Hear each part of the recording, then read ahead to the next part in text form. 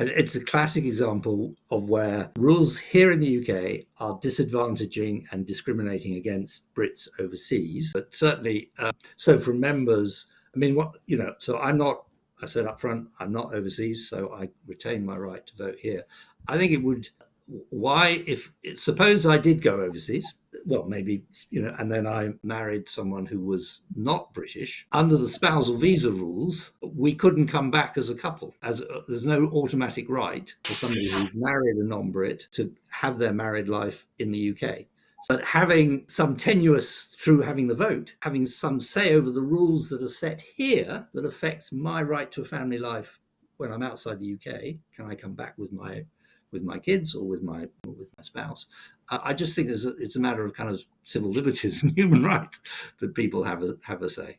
So that's certainly the impression I get from our members, people who are in John's situation, for example. So, I mean, as you know, I'm married to a Malaysian, so in Malaysia, I'm allowed to stay here under a spouse visa. And there are some requirements, things like minimum income, but in Malaysia, the minimum income requirement is way lower than it is in the UK. So if I wanted to come to the UK at the moment, I'd be okay because I'm still earning. But if I was retired, I think it would be very difficult to meet that minimum income requirement. So we might struggle to come back to the UK at all if we wanted to stay together as a family under those minimum income requirements once I'm retired, which could happen in the next 5 years or so. So that's kind of an interesting one.